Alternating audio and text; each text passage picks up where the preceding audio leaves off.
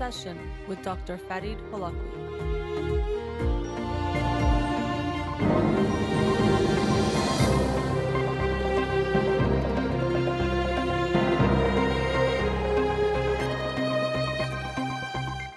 Good afternoon and welcome to In Session. I'm your host, Dr. Farid Holakouee, and I'll be with you for the next 2 hours here on Radio Hamra. Studio number to call in 310-441-0555.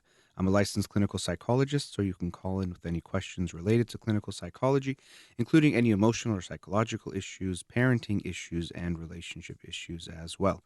You can also follow me on Twitter or Instagram or like my page on Facebook to get updates on the show, or suggest topics or books for the program, and the shows are uploaded at the end of each week to my SoundCloud page and podcast on iTunes. Again, our studio number, 310-441-0555.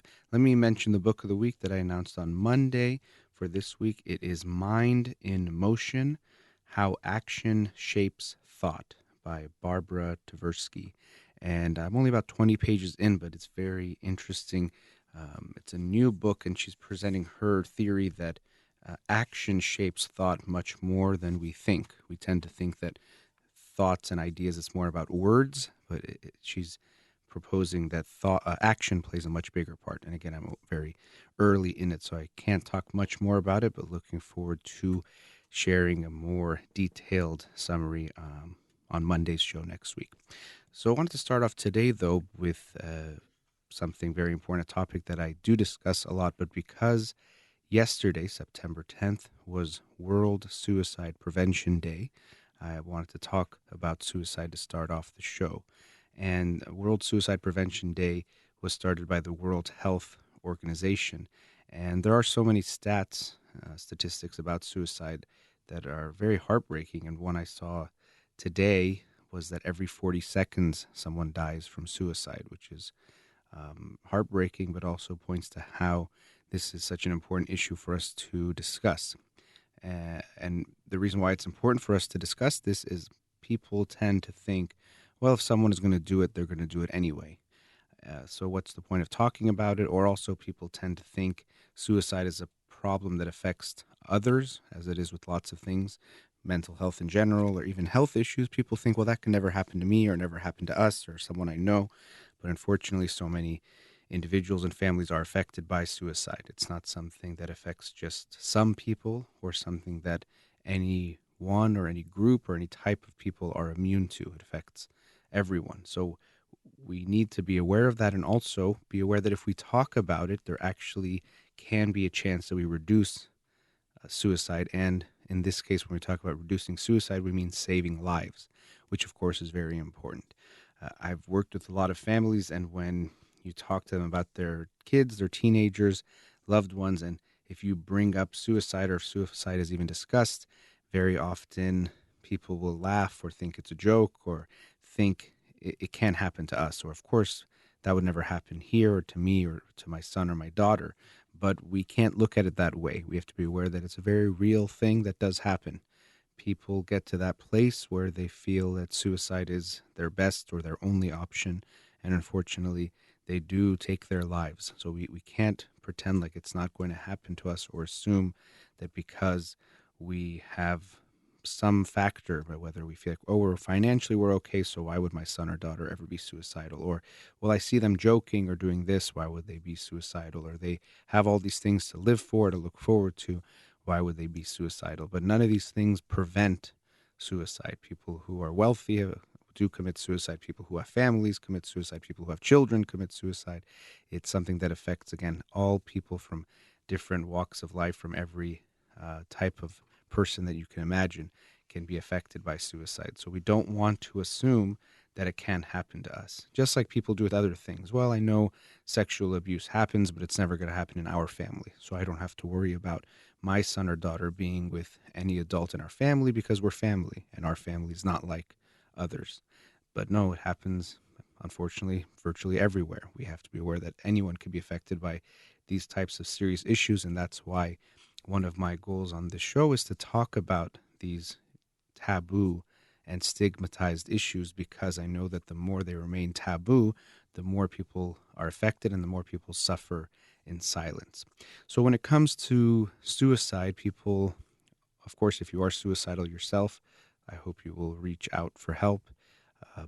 We often talk about how suicide can feel like a permanent solution to temporary feeling. And by temporary, I don't mean something new. Sometimes people have felt depressed for quite some time or felt down for quite some time, but that things can change. And that hopefully people will maintain some level of hope that there can be change and they can get help.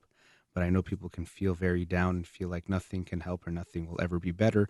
And unfortunately, when we're depressed, we see things through that depressed lens, which means that we feel we're bad, the world is bad, and the future is going to be bad. That's Aaron Beck's cognitive triad, I think is what it's called for depression. So we just don't feel very hopeful. And we know that hope is one of the biggest predictors of suicide, or being hopeless can make people suicidal or lead to that or contribute to it.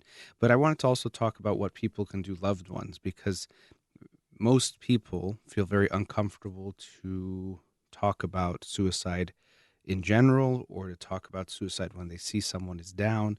They don't know if they can, they don't know if they should.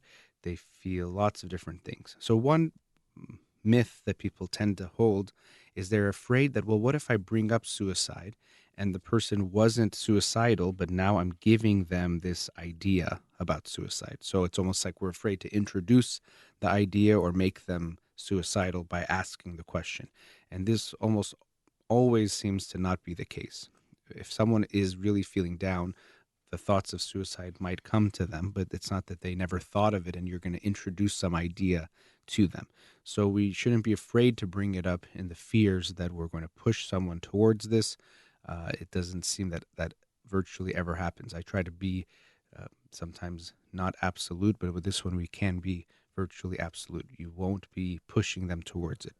They will just either be there already or they're not, and you're not going to push them there. People also get afraid, well, what if I bring this up? Will the person be offended? What if I say you're suicidal, and they might think, oh, you think I'm that depressed? You think I'm that messed up or crazy, or I would do something like that? Some people might have a slight reaction in this way, but most people don't. Most people will just feel like you are concerned about them, that you are worried about them, and so you're asking them if they're at that point yet. And what I've talked about before is when you have that conversation, if you bring up, let's say, your friend or your family members very down, crying to you or telling you about how down they've been or something going on in their life, and you get concerned and this thought comes to you, what if they've considered harming themselves, hurting themselves, killing themselves? And if you bring it up, if they are not suicidal, well, then they might laugh or think, oh, I didn't, I haven't even gotten to that point. I'm not there at all. And it's interesting you thought I was there, but I'm not. But they'll probably feel like, okay, at least you care. But what's really important is now, if they ever are feeling that way, what you have shown them is that it's okay for them to talk to you about this topic, that they don't have to be afraid to talk to you about suicide or if they're having these thoughts, because you've shown you're capable of having that conversation. So you've essentially created a bridge between you and them, that this is a road that can be crossed. You can talk to me about this. And that can be very valuable, even if they're not feeling that way at that point, that maybe in the future, if they ever are, that's possible. And also, you've created a type of connection with them that we can talk about these kinds of things.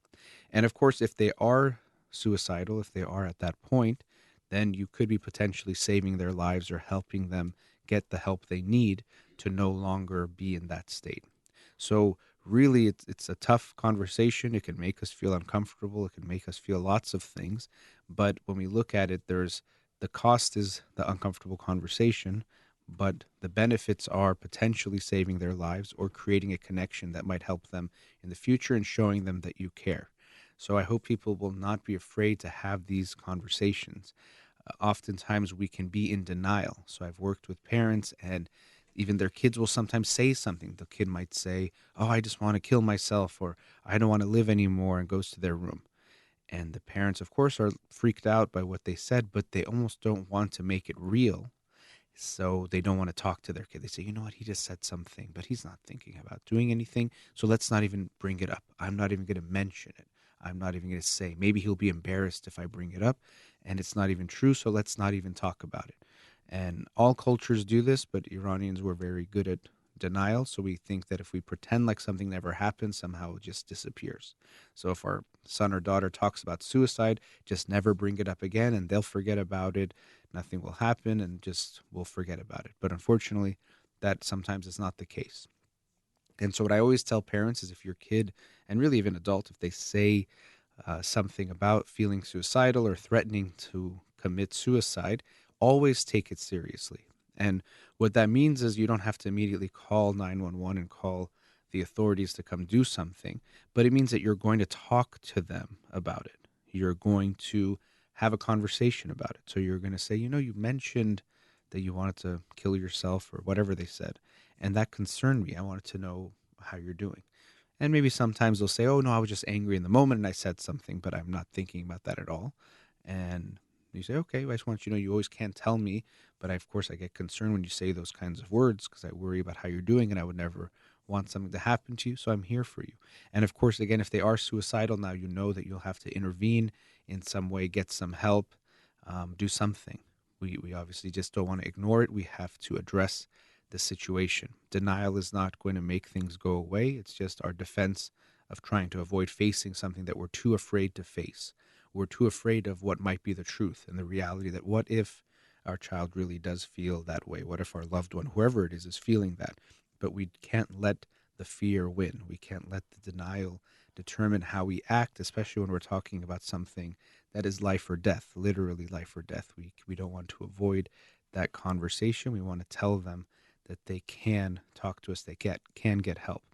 Another concern people have is they think, well, what if I ask them about suicide or even just in general trying to get into someone's emotional issues? Well, I'm not a therapist. What am I supposed to do? How am I supposed to handle it? How will I know what to say?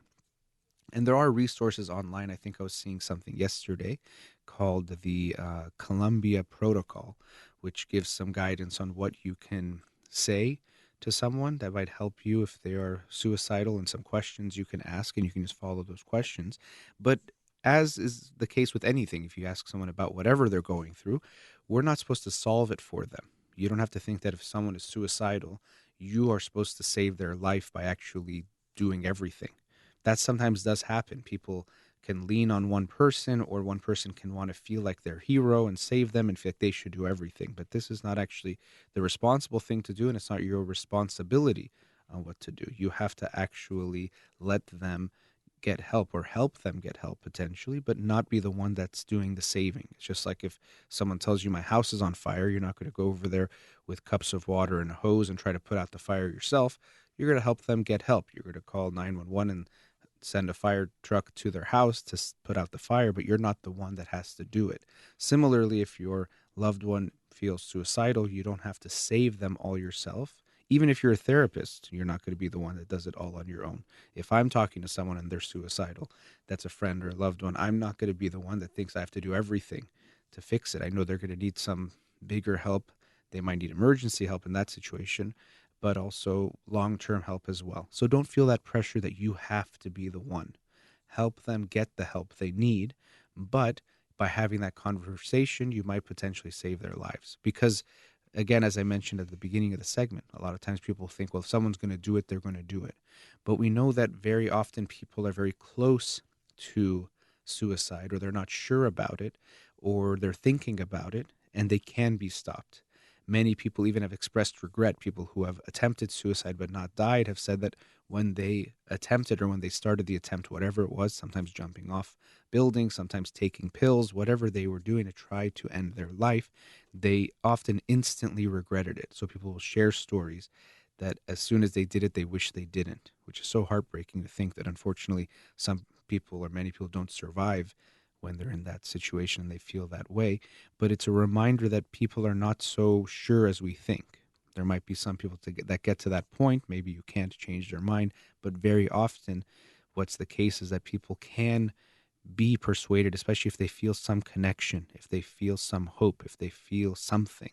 They need to feel that. Sometimes you'll hear stories of someone who talked someone off of a bridge, and it wasn't that they gave them some perfect psychological advice or change their whole view about the world, but they just listened.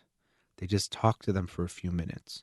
Talk to them. Even sometimes I've heard some stories about someone was on a bridge and they started talking about different things and then talking about sports and just regular things, and it made the person feel different, felt connected in some way, and then they didn't jump. So just talking, just listening can be very powerful. You don't have to put the pressure on yourself that you have to do so much or give the perfect speech or not say anything wrong. And the reason why I say this is that because when people feel that much pressure, they just avoid it altogether. If you think that if I ask this question, I'm then going to have to perform superhuman acts and things that I'm not capable of, well, then you're going to avoid asking the question. But I really hope people will not be afraid to ask, to not think that, well, everything is just going to be okay, which is our default, is to just assume things are okay. Or again, we want to deny that maybe something is going on and we hope it goes away, but we want to face that because unfortunately we lose too many people every year to suicide, and it's not something that we can't do anything about. We can make more efforts to make it okay to talk, to reach out to people. If you see someone who needs help, or if you're afraid someone is not doing well, don't be afraid to ask. Asking will show that you care. And again, it literally can be the difference between life or death. You might be saving their life by having that conversation. And if you are yourself feeling that way, feeling depressed, I hope you will seek out help and realize that although things might feel a certain way, you might feel stuck, feel like things could never get better. Many people have had that experience, but have changed, or things have changed for them where they don't feel that way anymore. And so I hope every day, every year, we can work towards reducing the lives that are lost to suicide. It's a topic that, because I try to cover mental health issues, I discuss often on the show, but especially yesterday being World Suicide Prevention Day, I wanted to talk about it again today. All right, going into our first commercial break, you're listening to In Session with Dr. Farid Holakouee. We'll be right back.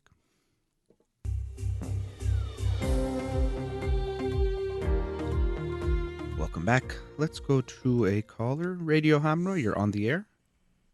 Hi, doctor. Hi, thanks for calling. Thank you. I've been married for over 10 years with my husband, Mm-hmm.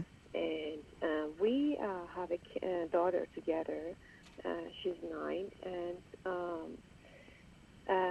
lately I decided to get a divorce. But it's been a week I made this decision, and I'm going to see a lawyer tomorrow. But since then, I've lost my sleep at night. I have so much fear and so much worriness and anxiety, Mm-hmm. to the point that in the daytime, I don't feel like to see nobody, not even talk to my daughter. I just want to send her to school. And it really is, I don't know, maybe because I'm still not ready or I don't have the guts to do that. But at the same time, I really want to end this marriage. Um, uh, when I discussed this with my parents, of course, my dad wants me to stay in a marriage, and my mom is in the opposite side. Um, I feel like if I do this, I help myself, uh, but at the same time, I feel like I may end up getting nothing and walk out free. But I feel like I don't have any peace if I stay in this marriage. Okay. When you say you walk out with nothing, what do you mean? Um, uh, I don't know. I don't know. I just think financially, and because he had this divorce experience before once, I feel like uh, I ended up walking out, empty hand. Okay. That's the only fear I have. And the other fear is to be lonely.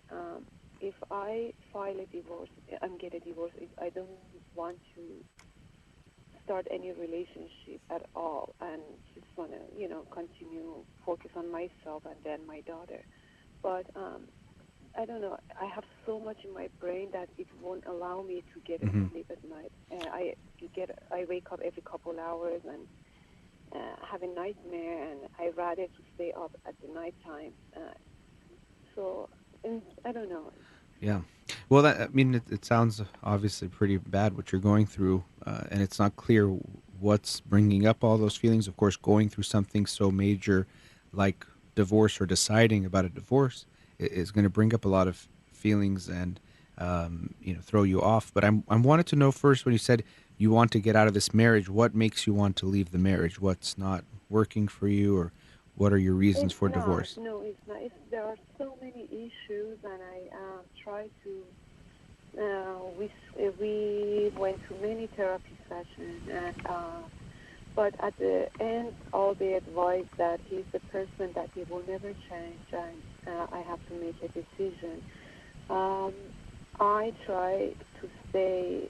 Unfortunately, that was my biggest mistake. That I thought if I stay in the marriage, things will improve, but it got worse. And I feel like by staying in the marriage, we are hurting our daughter because she's witnessing our arguments or fighting, and I don't want that happen to her anymore. So I know she's already down because of the situation.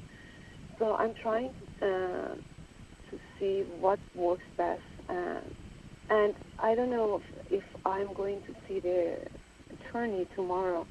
That was a good decision, or should I start this therapy session before I go and see anyone, any attorney to Yeah. file like a Well, divorce? I mean, you want to make sure, obviously, if you're filing for the divorce, that you feel the you're very sure about your decision, because it seems like if you're not sure, obviously, it's probably good not to go forward with it. But even when I asked you what you don't like, you did say you don't like your husband not trying to make any changes. But I didn't understand, what are the issues that you have with him? What are the problems? Problems are that he's his family, that is his mom, his sister, and his um, um, kids from the previous marriage are the priority. And he always said they are the most important things in their life, and my daughter as well. So I'm always, on the bottom of his list. But the thing is, he doesn't communicate with me on anything. He's just saying hi and bye, and just mostly talking with my daughter and about school and classes. And lately I find out that his daughter is accepted to dental school, and he's providing he's paying for the school. And then I asked him, like, how much do you pay? He said, oh, you don't need to know, you don't have to know.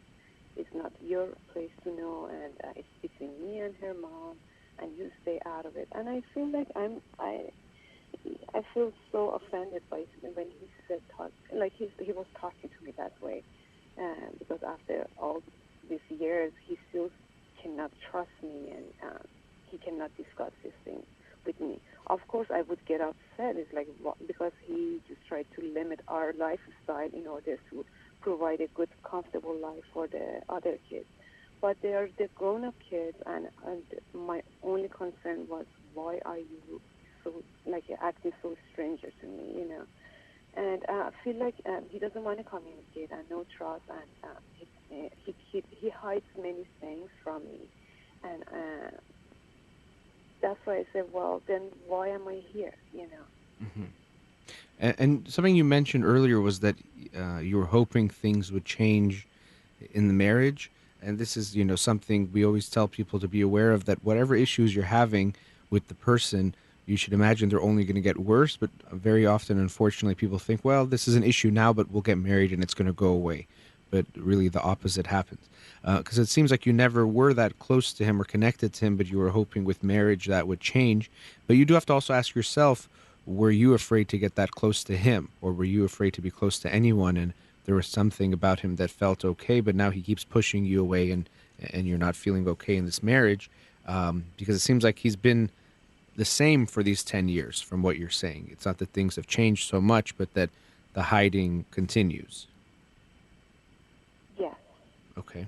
Well, before marriage he was much better, but Okay. after marriage he got worse. I mean, Hmm. I don't know. especially after having my child, he changed drastically. So the reason I'm calling today is what I can do to help myself up. I mean, I want to get divorced because one time even I heard from my daughter that please do not do that, and I want you guys to stay together and this and that, and I explained it to her that this is not good for you. You need to have a happy mommy and daddy, and we still love you, and I gave her all the support, but still she rather to stay us. I mean, she rather to see us stay in a marriage than we go separate. And she was begging me that, Mommy, please don't do that. It's only me and a couple of my friends in my class that their parents are not divorced. Please don't do that. And I always have that guilty feeling. What if I do that? And she's going to be, I don't know, it's going to affect her. I'm sure it will affect her. And she may see me as a bad person here. She might, and I don't know the extent of how bad things are, but what you're trying to figure out is what's the better of these bad situations. If you guys get divorced, of course she'll be affected. She won't like it, and almost always, I have seen it sometimes when the kids are older, where they actually will say, "I'm okay with you guys getting divorced," or "I want you to get a divorce." But usually, the kids, even when the relationship is bad, they don't want divorce because divorce to a child is going to be scary. There's going to be change, and they often fear they're going to lose one or maybe in some way in their head both of their parents, and it can be very scary. And there's this dream or fantasy of always wanting the family to be happy together that they lose. And so we should expect that most of the time, if you ask the kids about divorce, they're going to say no. Very rarely in some extreme cases, and again, usually if they're older maybe and teenagers and can see the situation better and maybe themselves have become more into their own life, they might be more okay with it, but usually they're going to be against it. So I would, of course, talk to her, listen to her, have conversations with her, but not make her make the decision. You have to make the decision as the adult of what's the right thing to do. And you're right, she might see you as the bad guy, and her dad even more might paint you that way too, especially if he doesn't want the divorce and you do. So you have to be ready for that and to take that as well. And so you have to be very clear about the decision. That's why I was saying, you mentioned yourself that you're thinking of going to therapy to get more clarity on this. I think that would be a good idea and throughout the process, because it's going to make you bring up a lot of feelings. And till you feel clear on what you want to do, it'll be hard for you too, because you've shared your own fears of being lonely if you divorce. And you have to actually be ready that you will be feeling more lonely for some time, or you have to deal with some change and separation. Well, I already feel lonely. Yeah, I was thinking that too. We never had anything together, like traveling or a date night, nothing. So I always feel so lonely in the marriage. So, but I feel like you said, I feel like I will be more miserable after getting divorced. I always look at the negative side of getting divorced than maybe some positive aspects. So I don't know. I have a very confused feeling here. Yeah. Well, and also at the beginning, you have to deal more with the negatives than whatever the positives are. The positives are the possibility for something different in the future, or just leaving a bad situation. So you might feel some relief if you guys are fighting a lot, but overall it's going to be a lot of stress and change and dealing with the divorce and court and all these kinds of things and custody. It's just a lot to deal with. So yeah, it's going to be tough. And there does seem to be some fear you have of being alone. And so the reason why I think therapy could also be good is that you have to learn a lot. First of all, get clarity on the decision, and then try to understand what made you be with him for 10 years, or to be attracted to him and to marry him if he's the way you're describing him, to get a better sense of what's going on there, because that'll probably teach you a lot about yourself, or there's things you can learn about yourself there as well, but also to come to a better place with this, because it does seem like you're going to have your own experience, and then you're going to have an experience as a mother and see what your daughter is going through that will affect you as well. And that's going to be a lot to deal with, and I wouldn't expect you to want to just try to handle it all by yourself. Yeah. All right. Okay. Yeah. Thank you so much. Good luck. I think it would make a lot of sense to go to therapy now to get that clarity first. I mean, I know you have that appointment with the lawyer tomorrow. That's up to you, obviously, how to proceed with that. But if you're not clear on what you want to do and feel okay, then it might not be good to get started on that. But just also know, very likely, with any kind of huge decision, rarely do you feel perfectly okay. 100%. It will always likely be challenging or uncomfortable to go forward with that next step because of that uncertainty. So obviously it's up to you, but I'd highly recommend speaking with someone, seeing a therapist to help you through making the decision and then also what you're doing after that. So do you think I have to cancel my appointment and first just get some session with therapist then? Well, I don't want to make that, decision for you because it's such a big one. Yeah. And you have to really think about it. It's just you have to see do you feel okay going forward with this? If because you're gonna have to face everything that comes with it, which is fine, but you have to be ready for that. And the reason why it's complicated is because, like I said, something like this at times it'll never feel perfectly easy or okay. You might always feel very uncomfortable or nervous about it, even if it is the right choice. And so that's what makes these things hard, is that you might not have 100% clarity at any point. If you're not so sure, if you're not ready to face your daughter with this or face what's going on, then that's going to be your decision to make of if you want to postpone it or do what you can. Because also when you go to therapy, it's not that if you go once, everything is going to be clear to you. It's going to be part of a process. I just think it would be good for you to go through it no matter what. Whether you make the appointment tomorrow or with the lawyer, if you go tomorrow or not, I think going to a therapist to help you through this process will be very important. Right. All right. Thank you so much. Okay, good luck. Nice talking to you. Thank you. Okay, bye-bye. All right, we've reached another commercial break. Studio number 310-441-0555. We'll be right back.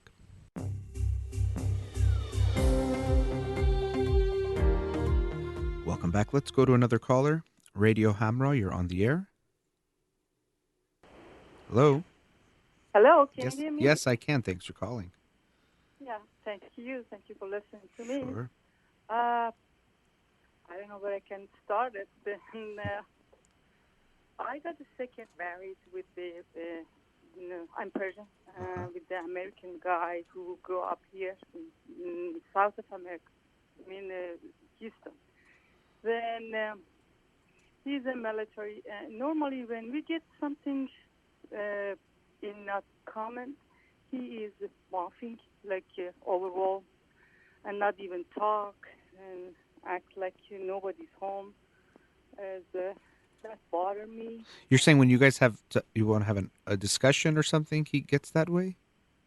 No, if something's not in common, for example, if something happening that he doesn't like, or he asks me to do something, something that's not in his, what I said, idea that I'm not following. He's just he's overwhelmed and not talking to me, not even eat with me, and all this. And we are married for 4 years, and we knew each other about 10 years. We both have children, and they grow and they're out. I'm like 54, and he's 57. Okay. But so one thing you're saying is he, although you're saying he's not Persian, he does what Persian sometimes we call ghar. When he's upset, he just kind of shuts down or doesn't talk to you at all and pulls away? No, he does. He just act like I'm not exist. Right, that's what I mean. Yeah. So he does. He just ignores you. Yeah, he's military actually. Maybe that's why he's F-15 pilot. Maybe that. Okay. Well, it could be part of that. Yeah. Well, sometimes it would be a generalization, but we can say sometimes people with that background might be more likely to hold things in or not want to talk about feelings as much, but that doesn't have to be true for everyone. But it seems like he might be that way. So if he's upset, rather than talk about it, he just ignores you. It's what we would call a passive-aggressive approach. He shows you his anger by ignoring you rather than telling you what he feels. Yeah. Okay. How long have you been married with him? I said about 5? 4 years. 4 years. Okay. We are in 5 years. Okay. But we've been together after divorce. Like now it's 13 years. But Okay. So what are you hoping to do? You seem like you. I Um, don't. I want to know the act because this has happened like hundreds of times. yeah. Even when we were married, I was called like 10 times, and something like misunderstanding happened, and he didn't answer the phone. He's not communicating very well. Okay. He has a lack of communication, but lack of communication maybe with me because I'm seeing when we are in some meeting that they have with their for sure the only social life that he has in his Air Force things. Then I'm not saying he's a bad guy. He's a good guy, but I don't know what I act to he's not getting advantage of this situation. That anytime he wants to upset, okay, he's not coming to talk to me. Well, how we can solve it? He's just taking that action, which is get me to obey him or what do you call it, demanding me or dominating me Okay. with this. But because my idea and I believe peace and good relationship.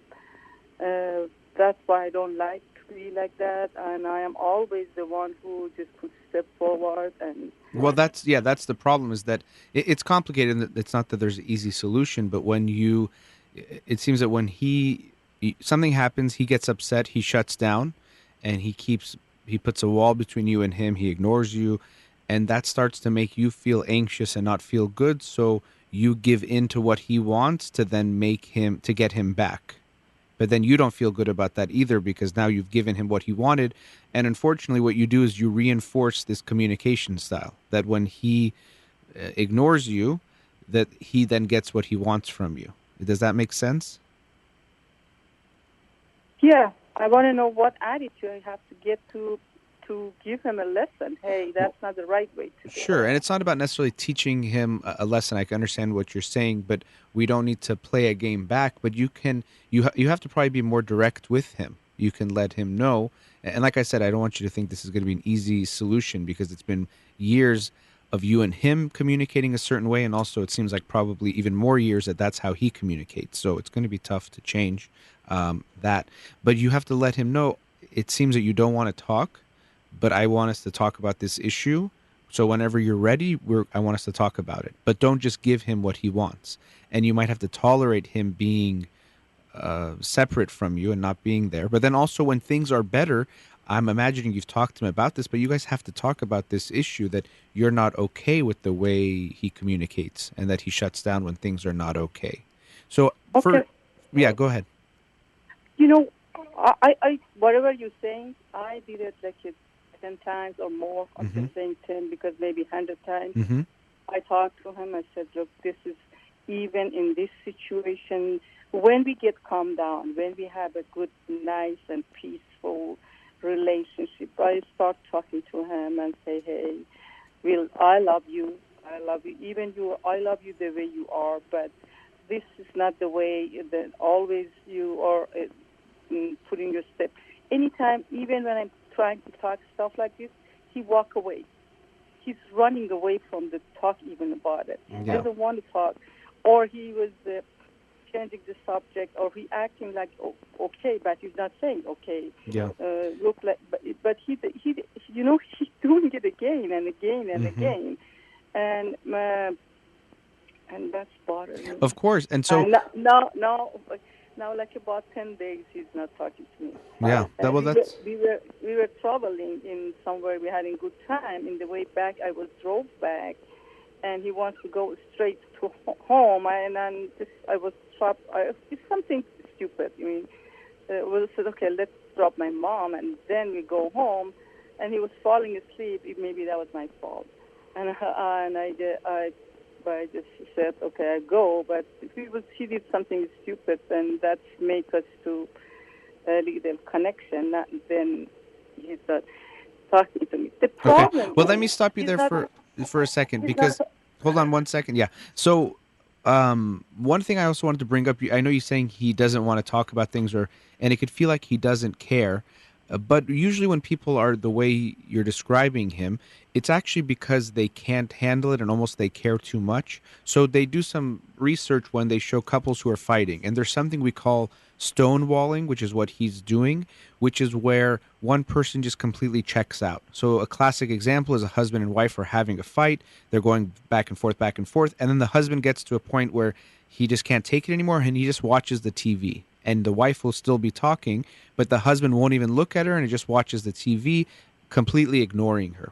And if you look at that interaction, the way the wife will feel is that he doesn't even care. He doesn't care about me, and he is so calm and relaxed and doesn't care at all. But actually, if we measure things like his heart rate, we'll see that his heart is going really fast, meaning that he's actually overwhelmed. It's not that he doesn't care, it's actually he's just too emotional, too much is going on inside of him to handle the situation, so he's checking out. Now it would be much better if he communicates that I'm getting overwhelmed or this is too much, let's take a break. But it's actually that he's feeling too much, not too little. Unfortunately, with your husband, it seems that he just can't tolerate these conversations at all when they become about conflict or emotions are not feeling good. And so he goes to that place and doesn't tell you anything. And you've mentioned the word peace a few times. It seems that you don't like the conflict feeling and things are not okay. So eventually you give in. And so this pattern has continued, but I can see how you're very unhappy about this pattern. And it doesn't seem like he is willing to make any changes, or at least hasn't so far. So it's frustrating for you. That's understandable. Yeah, but is that, my, okay, the question is, I'm doing the same. I think that's wrong. What do you mean I the think same? myself, because when she's not talking to me, and then I said, okay, okay, I'm not talking. When I cook and put the food out for him, he's not touching it. And but some important happen. I have to talk to him. For example, something we have to make a decision of it in a life, and that minute, and next day they're gonna come and do something. I have to know what his opinion is, and he's not talking. And even I write it down and said, for example, tomorrow this is gonna happen. Are you agree with it? Or they coming? And he's not saying the answer. I don't know. Is this the right way that I'm doing to writing it down? I want to give myself knowledge. What attitude is the best to do in this situation? Be normal, like you talk to him, even he's No, I mean, ignoring I me. think you have to let him Be know you're. normal. I think you have to let him know you're not okay with how things are. And I mean, and just, but not, not, and don't make your goal, how do I just get him to talk? Because I think that's what you're feeling is like, if I can make him talk, I'll do anything, any technique, any method. But to me, always the best method is to be honest, and you just let him know, look, this is not okay for me if we don't talk for 10 days. We need to talk about what's going on. We have to either resolve the issue or deal with it. Of course, sometimes we need a little bit of time to cool down, an hour, or even if we really get upset, maybe we say, I need to sleep on it, let's talk tomorrow, but not 10 days. It's not something that's going to work. And so you have to also ask yourself, are you okay with how the marriage is going? Is this okay for you? Because it doesn't seem like it is. And I'm not saying for you to make a threat, because I don't like threats, but it's about being real. That's saying, if you really feel like this is not okay, you have to let him know that I can't handle this. This doesn't work for me. And see what he says. He might say it's all your problem, but He said I have the same feeling. It's not work for me too. okay. And So what does he want to do about it? What do you guys want to do if it's not working for both of you? he thought everything is he's never been guilty. What he thought it's just not my fault. Because his action was after what I did, but the both action was wrong. The difference was I did it first and he did it second. If it's wrong, it's wrong. Yeah. If I did something wrong, why you did it? Sure. Now, if he says, you're right, if I agree with that. If he's saying he's unhappy and you're saying you're unhappy, then why have you guys not tried marital therapy? Yeah, he never want to go to therapy. That was like years ago. I asked, let's go to the therapy. Since when his daughter was living with us, we had more problem. Now his daughter, 3 years ago, he moved to college in Colorado.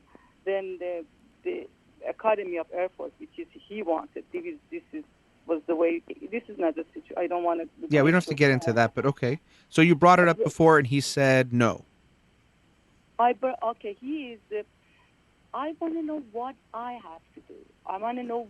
I don't want to get sick, doctor. I am feeling that, oh my God, this is maybe a fix. I am a very normal person, you used to be, and I don't want that to affect it to my, my mental issues. Well, of course, it already has affected you. But here's the thing. You're asking me, what can you do to make someone that doesn't want to talk to me?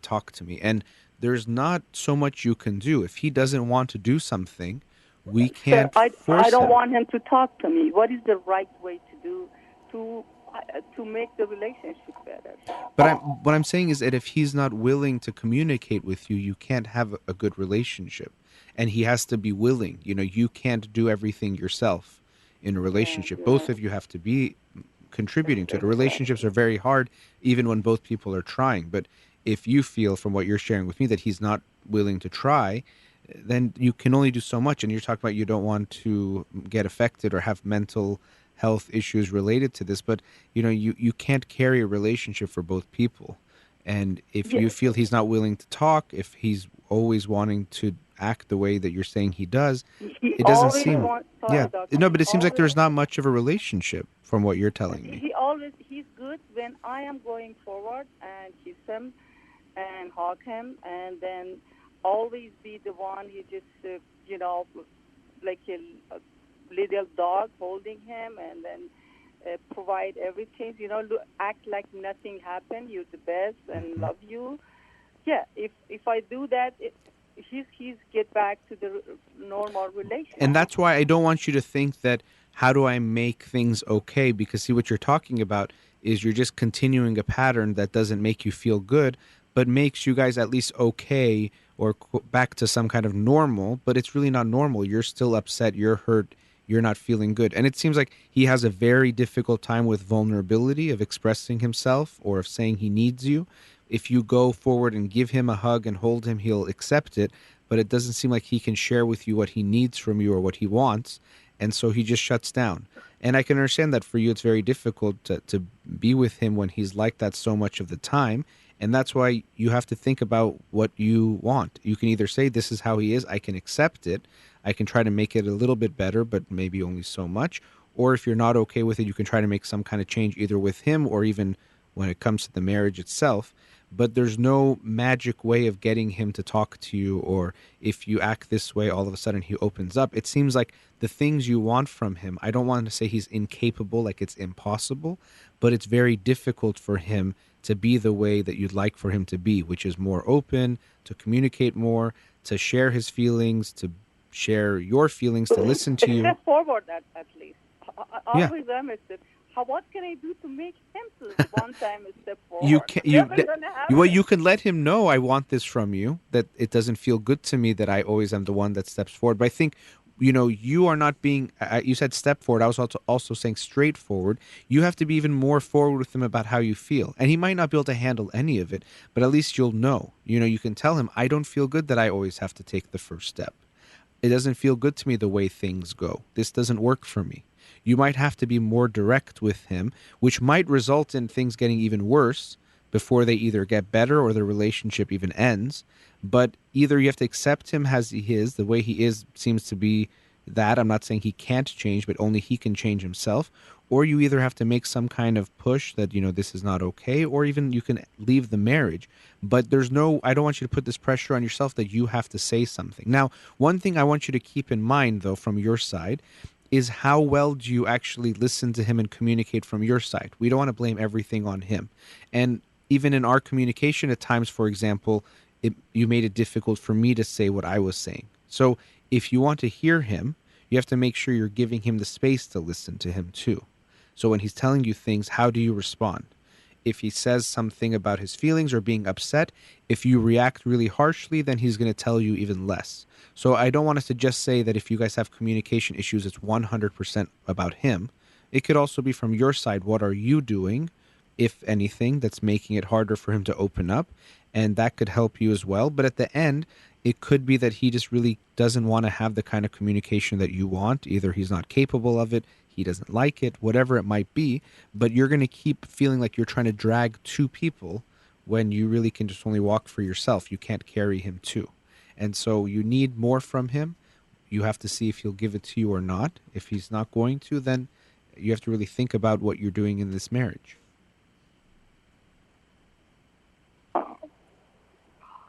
Oh. What you mean, doctor? What- I didn't get Which you part? mean the last part. Well, if you're telling me you're unhappy in the marriage, then of course leaving the marriage is a possibility. I'm not suggesting you should do that, but you have to look at that possibility. You know, doctor, everything is percentage. There is not 100%. Okay. I know for sure for my age, and then I like to be married. I like to have somebody to be with. But I know he is not the 100% the person that I want, even maybe not 50 or 60, maybe not 60%, maybe it's 50%. But in somehow, I have to tell you, he's not there. He is a good guy. He is honest. I'm not saying he's a bad guy. You know, those are still, I know, I exactly know Sure, what but I'm saying he might not be the right guy for you. Oh, yeah. Yeah, I'm just saying. But if you say I want to be married, I don't want to be alone, and so because of that I'll stay with him. That's up to you. But then you have to be willing to accept that he might not be what you're saying. You can try to make things better, but you have to. Like I was saying, to me, you have to communicate more directly with him, more clearly with him. Don't play the game. Don't play the game that everything is okay when it's not. Doctor, if this is happening like this, what do you think? Am I need to end it quickly, or just, for example, now it's 10 days?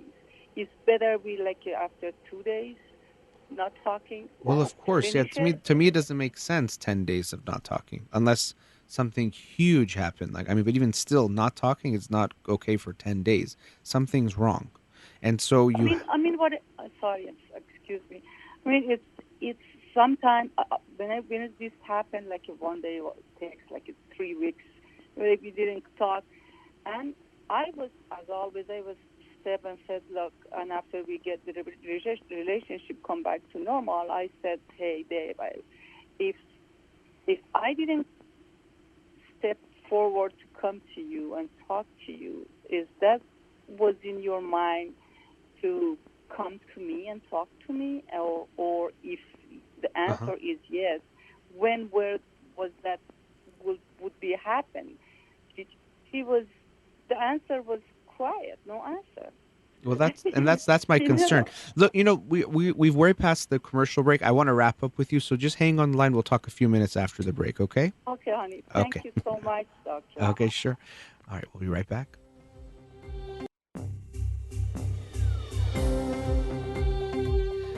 Welcome back. Before the break, we're with the caller. Let's go back to her now. Caller, are you still there? Yes, I am here, doctor. Yes, so we were talking about your relationship with your husband, and the communication is not how you want it to be. You say that he will shut down and won't talk to you. Even right now, you said it's been 10 days, which is very, that's a big deal. That's not something minor. And it's not clear where he is coming from. I said, he can get overwhelmed. It seems like he can't handle emotional conversations. You acknowledged that he does not say he makes mistakes or say sorry, so that also makes it hard for him to have those communications. But I don't think you feel very emotionally cared for by him, or that he's really there for you. Yep.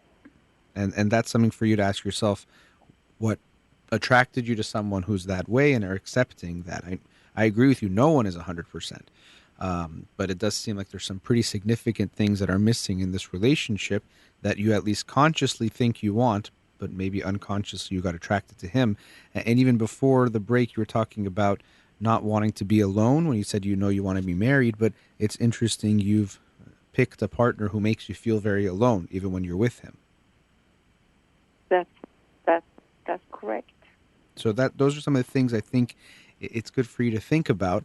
I know you're trying to figure out a solution, and it's not going to be easy no matter what you decide to do. If you want to be with him, you might have to accept that this is how he's going to be.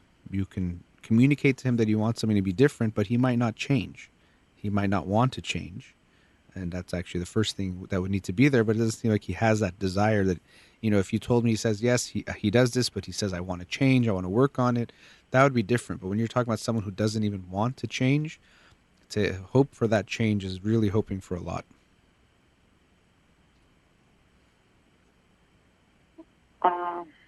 I think that was the second one is the right one. Mm-hmm. He doesn't want to change. Yeah. And that's what I'm saying. It's hard to change when people want to change. You know, people go to therapy themselves trying to change themselves, and it's very difficult. But when someone doesn't want it and we want them to change, and if someone thinks we're the problem, not them. Doctor. Yes. Doctor, the one positive thing that I was just crossed my mind, I was getting back from my memory, he gets much better after marriage. It's normally after marriage people get worse, but this is the good side of him. You know what I mean? He was divorced. Much better. I mean, 10 days in a row is a lot of days, so I don't know what it was before. But, you know, one thing you've done maybe twice, maybe, and I'm not sure if it's even more, is when we talk about things that might make it seem like it's the wrong relationship, it's almost like you can't handle that, and then you go back to something good. Either you say, well, no one's perfect, or right now you said, here's a really good thing about him, and I'm sure there's lots of good things about him. But it does seem that I think you're in this place that makes you very stuck, because on one hand you're unhappy with the relationship, but you're very afraid of ending it, of getting divorced. And so because of that, when that thought comes up of divorce, you want to come back to some way of saving things. Oh, you know what, actually, no marriage is happy, nobody's perfect, which is true. Or you know what, he's gotten better actually since before. But I mean, if you're telling me 10 days we haven't talked, and you don't just say, you know, it's kind of like we talk less, you're saying he completely ignores you as if you don't exist. That's pretty major. That's not something small. That's yeah, big. But yes, you're right. But these 10 days, if I continue, is maybe get more. And actually, I think that's, I mean, you might have to do that. Days, you know, you might have to let him, see what happens if you never say anything, which is, I think you're scared of that he literally would never come forward, which is very concerning. That to him, it's not important that you guys aren't talking, and also it's so important for him that you're the one that says sorry first, or that comes forward first, or that tries to hug him and make sure you show him you feel like everything's okay. Then he can give you a little bit. That's really a problem. Yeah. And there are some tendencies in him that lean towards narcissism, of just seeing himself as right, and not, exactly. And so he's not going to want to see your side, and usually if it's someone like that, they're not going to want to change. So it puts you in a very tough position. And I think you in some ways are choosing him and just choosing to suffer this way with him, because maybe that's easier for you than risking being alone. But then you want to just keep complaining about him. But at some point you might have to accept, if you want to stay with him, that this is him. This is the man I chose to be my husband, and he's going to be this way. Doesn't mean you have to completely give up, but you have to at some level accept him as who he is. He's not being someone different than who he was when you met. Even you're saying he might be slightly better now than before. So what did you expect? But doctor, I mean, I believe that nothing 100%. Maybe that I learn, or just this is what my belief is about my faith, that things can change and you can affect the things and change it. But I know you have to spend a lot. You have to put a lot of yourself to change people. But yeah, I mean, but I don't know. I mean, I'm a very hopeful person, but to change him though is not okay. Is that possible to narcissism? Be a step back and just be changed, or, for example. Well, hold on. One thing. I don't want us to diagnose him. I was the one that used the word, so I understand. But I'm just seeing some of the tendencies from what you're sharing. I don't know him to diagnose him. Look, if your question is, can people change? Of course they can. But again, they have to really want to change badly. And unfortunately, yes, if he is showing some of these signs that might be closer to narcissism, they usually don't think they need to change. They think everyone else is the problem, not them. So there's no feeling of need or desire to change, because they don't even see themselves as a problem, and it's very hard for them to see themselves as a problem. So if you're saying 100%, I can't tell you 100% he will never change. No one can tell you that. But the likelihood is very low, and especially if he hasn't shown you any signs at all.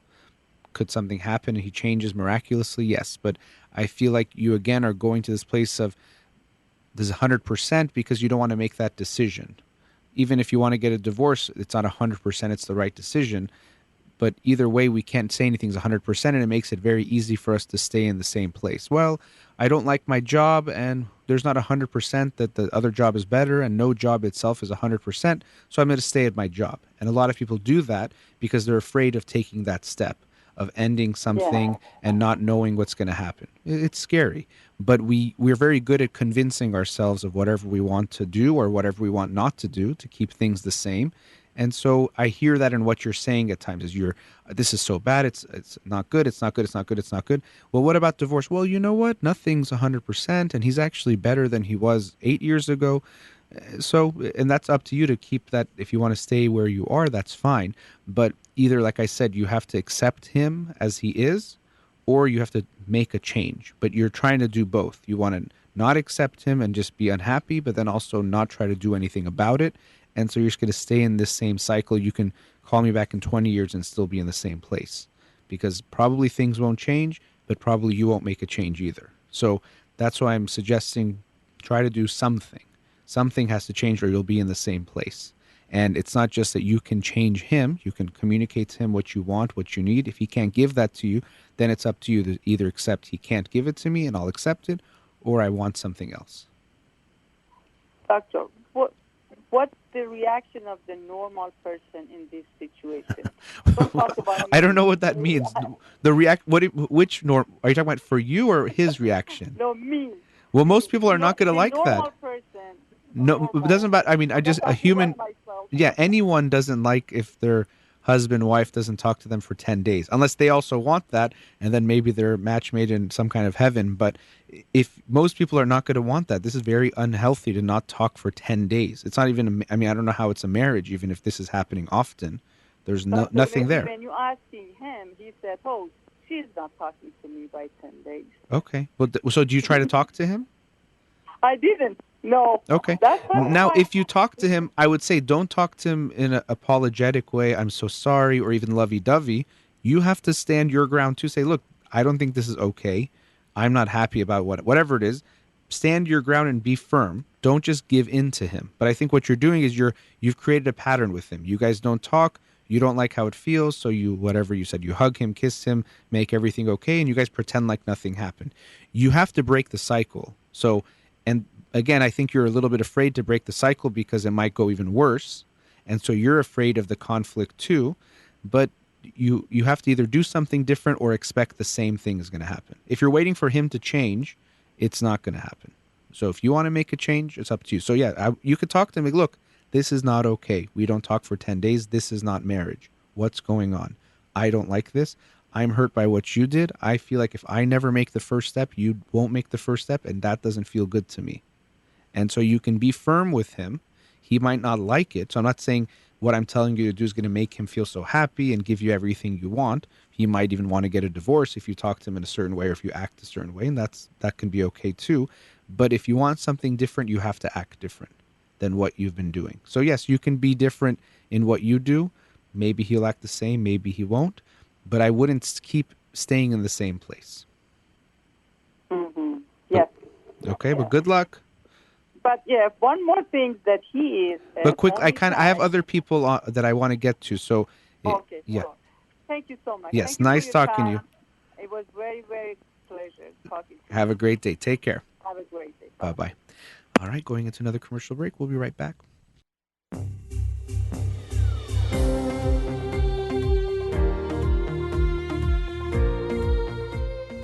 Welcome back. Let's go to another caller. Radio Hamra, you're on the air. Hello? Yes, hi. Thanks for calling. Yes, hi. Thank you, doctor, for your time. My pleasure. 8-year-old daughter have a problem. She want to talk to you. Okay, so she wants to talk to me herself. Yes. Okay, great. Put her on. Thank you, doctor. Hold on, please. I will check. This is doctor. Hi. Hello. Nice to talk to you. Nice to meet you, too. Oh. Yes, very nice. Nice to meet you, and I get to meet you over the phone, hopefully someday in person. Now, your mom said that you wanted to talk to me yourself. I'm so happy you decided to do Yes. that. So tell me what's going Yes. on. So, what, today, while I was at school, the That's okay. I think you pushed the button. That's all right. okay. So the so I was working in computer class. I didn't pay attention. Sometimes I actually daydream off, Uh-huh. and then at the end, I was so confused what to do, and nobody helped me. And Hmm. the computer teacher was being strict, not really strict, and she told me to stop crying. But I didn't want to cry. It's just some reason I cry about that. And I just like to be in the middle, a little bit behind, and almost. Well, it doesn't But feel it good to was be behind. definitely behind. Yeah, well, it doesn't feel good to be behind, and then also, especially, it doesn't feel good if we don't feel like anyone will help us when we're feeling behind. So I can see how that Yeah. made you worried, and then it seems like you didn't feel good, and you started crying, and then she made you feel worse because she said don't cry, which doesn't feel good when we're crying. Yeah, something like that. Okay. And then a person helped me, like one of my friends. Yeah. But then I think he was done. He might be busy. Maybe he was helping all the other people, but he was busy that time. And then I was the only one behind. I was behinder than anyone, even the slowest one in the class, even Nathan. Okay, well, sometimes we can get, when we get behind, it can be hard to catch up. I know it doesn't feel good, but sometimes that can happen. But it seems like you didn't have a good day at school today because of that. Yeah, and then the bell rang, Yeah? and I still didn't finish it, and nobody cared. Hmm. And they told me to stop, telling me to stop, put away your computers, and charge them. Mm-hmm. And I did, and I was not there, and I think it didn't save it. Oh, so now you're worried about the work if it got saved. The second person helped me a little bit before that, Mm-hmm. but I was still behind. Well, you said how it seemed like no one cared, and maybe that's true, although I'm also wondering they maybe didn't think it was a big deal, and they said, oh, it's okay, just put your computer away, but I think you were really worried about being behind. Yeah. Does it really bother you if you get behind or if you feel like you get something wrong? Yeah, it really bothers me. Yeah, I feel like that's tough. You put a lot of pressure on yourself to get it right. Right. Yeah, so I think that's when I was hearing your story, I thought, you know what, maybe they did care, but they just thought, oh, it's okay. She's just behind on this computer assignment, but we have to go so she can put her computer away. But to you, it seemed like they didn't care because they didn't realize how much it was bothering you. Yeah, and the bell rang, so that was school over, and now I'm at home doing my homework. Oh, wow. Okay, so you're already doing your homework. It seems like you work really hard for school stuff. Yeah, but sometimes Wednesdays could be the worst day, I realized. Whoa. Because Wednesdays are short. Sometimes I like Wednesdays because I don't have to do that much work. And my teacher forgot to do math, and I hated the math that we were doing so bad because the math were really making me wander off the stage because we would sit there like about 30 minutes on the rug, what we're doing, and I just like daydream off. I couldn't help it. Oh. And I also get confused on that part, but I remember some of the parts. You mentioned the daydreaming. Everyone daydreams sometimes, but some people they daydream more than other people. Like it's harder for them to stay focused, so they daydream more, and then it makes it hard for them to pay attention. And then, like you felt today, they can fall a little bit behind, and then because they don't understand, they feel even more confused, and they might daydream more. So I don't know if that happens for you. Do you feel like you daydream a lot, or just sometimes in some classes? Actually, a lot. That is. Yeah. But not in art, because art is pretty, I focus a lot. Yeah. And on art, it's kind of a little bit, their instructions are shorter to tell them. Mm-hmm. So I don't really go behind. And I don't really daydream because all the times when they're overing math, it's like 30 minutes long or so. Yeah. And I just daydream every single time. Hmm. But on Wednesdays, sometimes the teacher forgot to overdo math, and that's when I really enjoy because I hate the math that we were doing. Oh. It really bugs me because it takes me for an hour or 30 minutes Oh, wow. to do math. Like to do the math homework? Yeah, but I don't have any math in there. She forgot it. So yeah, today you don't have it. I can see how you're happy about that you don't have to do it today. But then you probably have to do it again soon. What are you guys learning in math? A lot of stuff that's really hard for me, and I had to daydream because it was really boring. Yeah. To just stay there for 30 minutes doing nothing is really boring. I could see how it feels boring. And, sometimes when we feel bored, it's like because something is boring, or sometimes if it's really hard. Sometimes if it's too easy, we get bored, and sometimes if it's too hard, we get bored, because if it's too hard, we don't understand it, so we just daydream. We stop paying attention because that doesn't make any sense. So it's like, okay, well, I can't even understand what's going on. And that's why sometimes it can help if we get some help. Maybe when it comes to math, your mom can help you, or you guys can get a tutor. Maybe it'll help you. So if you're understanding it better, maybe it won't get so boring. But that's just something you can think about and also talk to your mom about. Maybe that'll help you. But the bad news is you don't have a substitute in 3rd grade. And she didn't even hire any. And this is also the thing that I don't really like.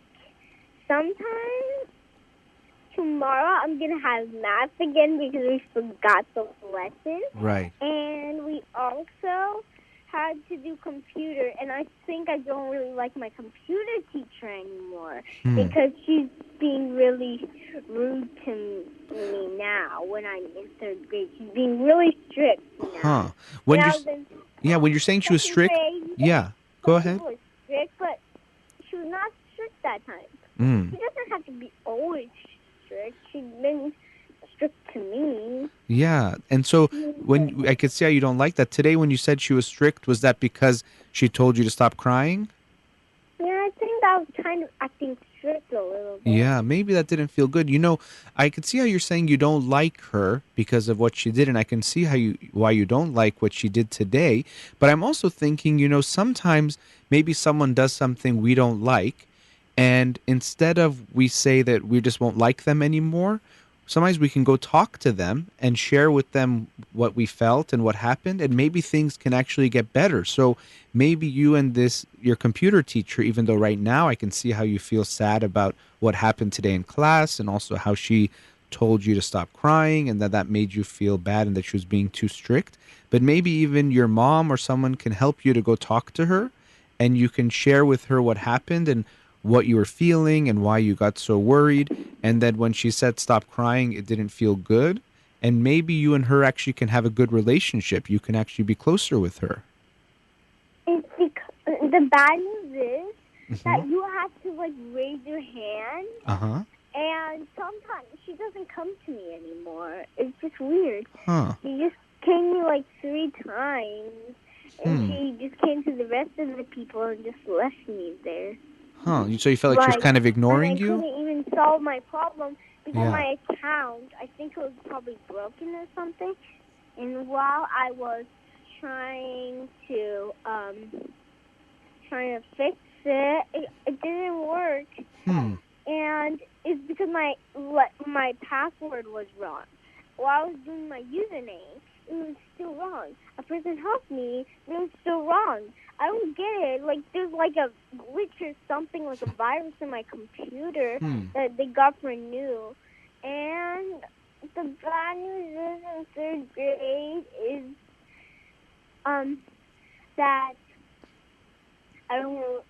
that you actually have more homework. Yeah, usually, each year you do probably get more. It's not, you don't get to have a break until Friday. That's a long time. Yeah. But on Mondays for second grade, you just have to do about not the second page. I have to do second pages on Monday. It's not fair. Yeah, it seems like it's too much work sometimes. Yeah, and sometimes they do give kids a lot of homework. But I have to stop because we go to commercial break, but then I want to keep talking to you, okay? So I'm going to put you on hold, and then in like 4 or 5 minutes I'm going to bring you back and we could talk some more about what's going on at school, and then also I want you to tell me a bit about how your mom and how people at home are helping you deal with these issues, because you always have them to get help too, okay? So I'm going to put you on hold. We're just going to say a quick little, not goodbye, but talk to you soon, okay? Okay. Okay. All right, you're listening to In Session with Dr. Farid Holakouee. We'll be right back.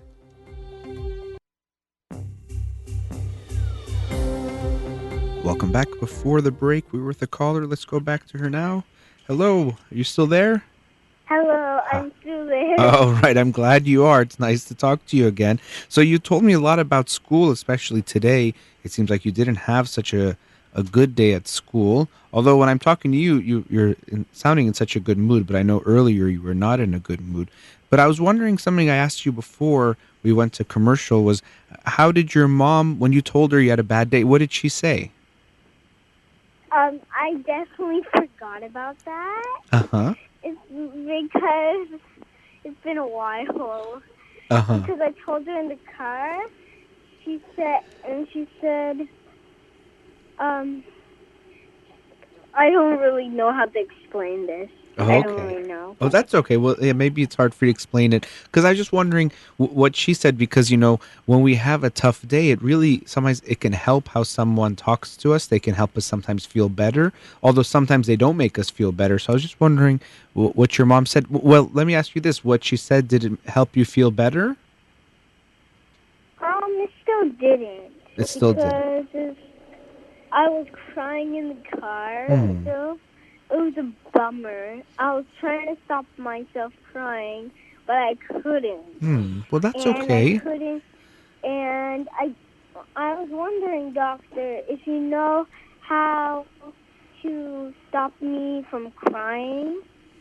That's an interesting question, because when you tell me you're crying and you're sad, I don't want you to be sad, because like your mom does, and so many people I'm sure do, I care about you and I want you to feel good.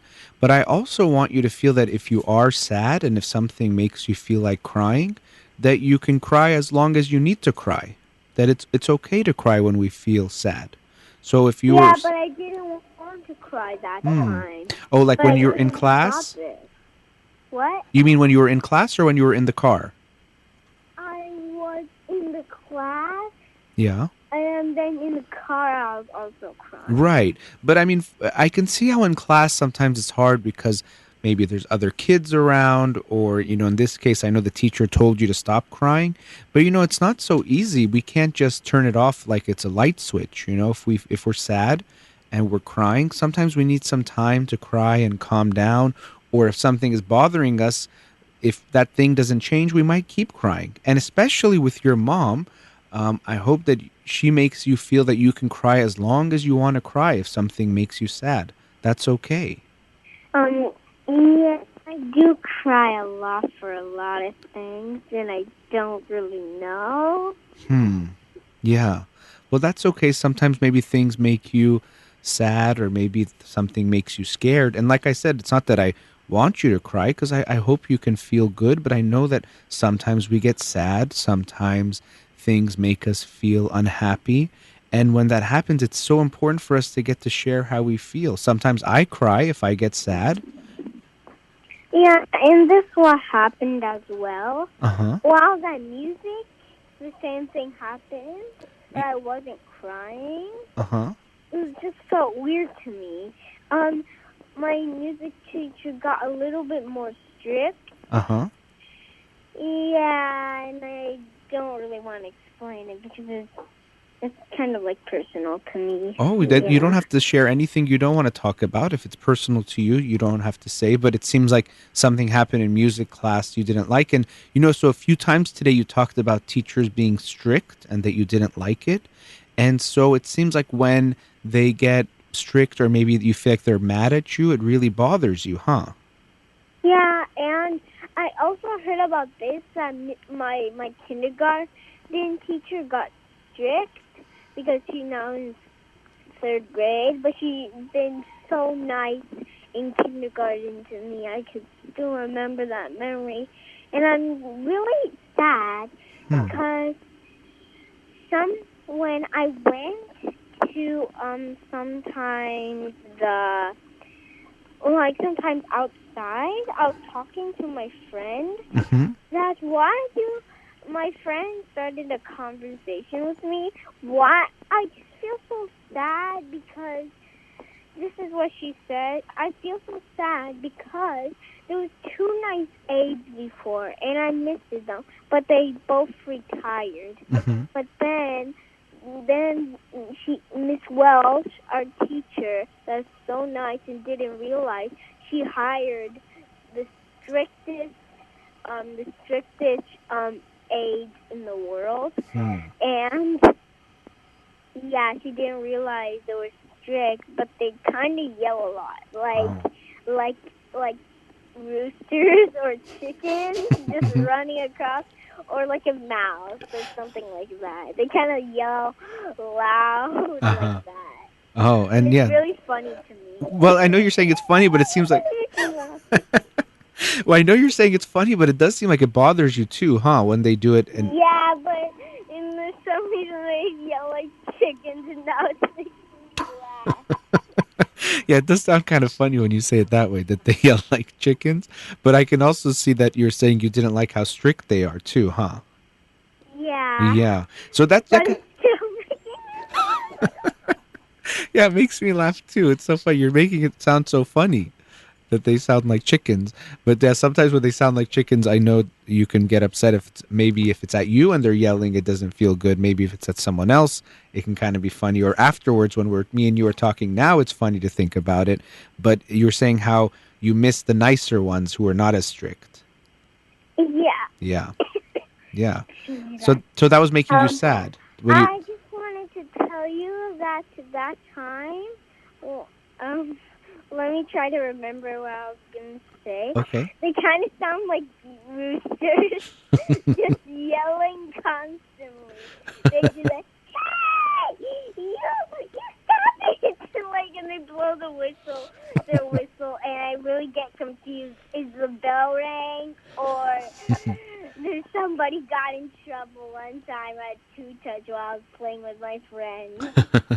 Yeah, but it is kind of funny the way they make it seem. And it's so loud, I guess you're saying you can't even tell if it's the bell or if it's actually just their whistle. So it sounds like they are pretty loud.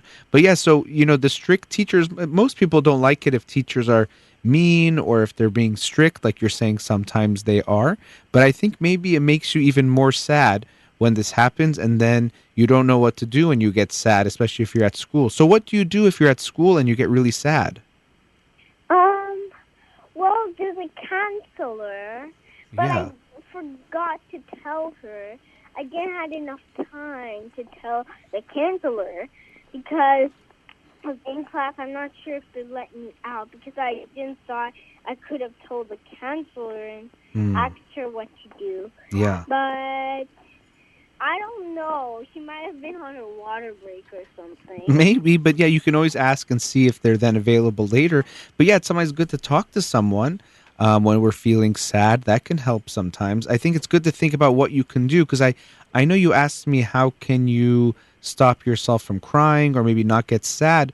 But a lot of times we can't just change our feeling. But what we can do is if we're feeling sad, get some help from people. Sometimes a hug feels nice. Sometimes talking to someone feels nice.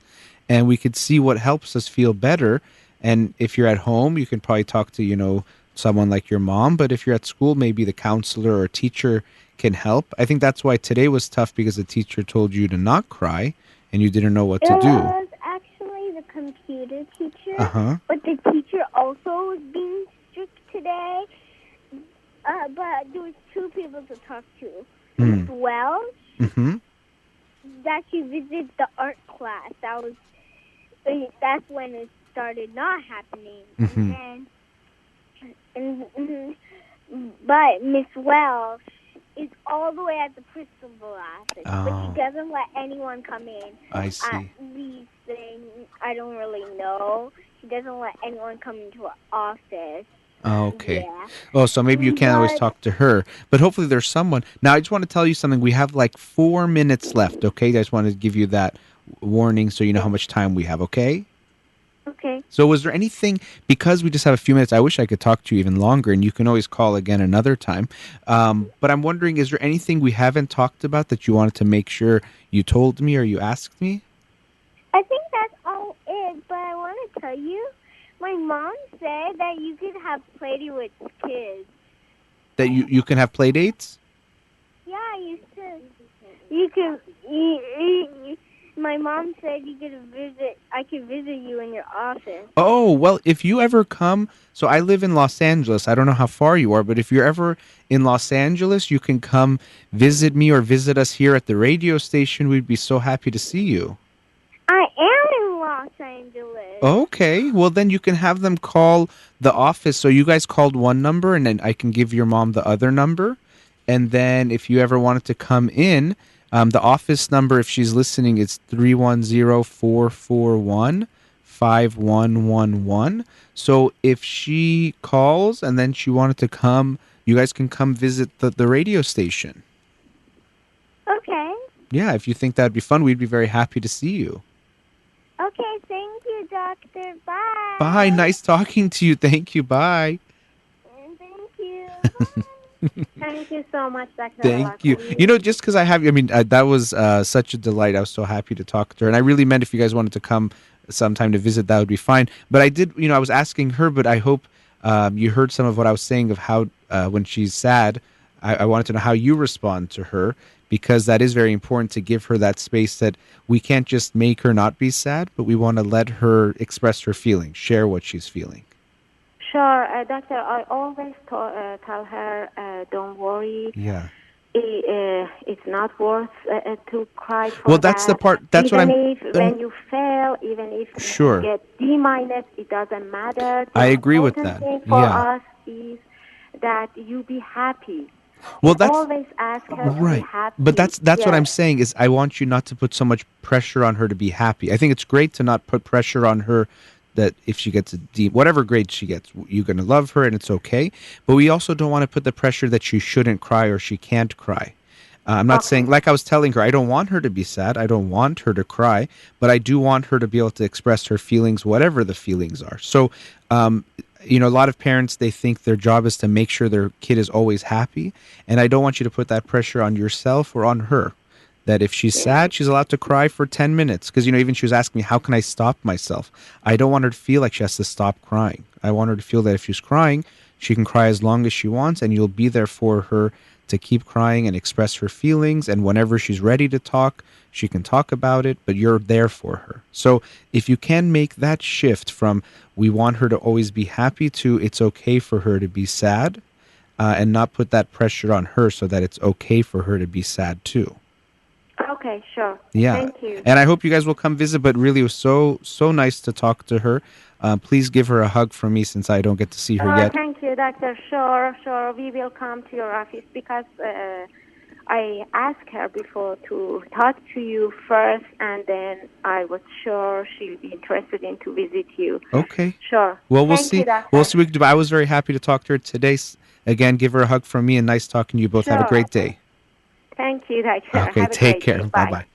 Bye. All right. So sometimes, I always love what I get to do, but some days I feel it even more. And talking to her was such a delight. So I'm so happy to have talked to her. I'm glad she called. And also thank you to all the callers and the listeners, and to Ghazaleh, who was here in the studio, always helping out. You've been listening to In Session with Dr. Farid Holakouee. Have a wonderful day.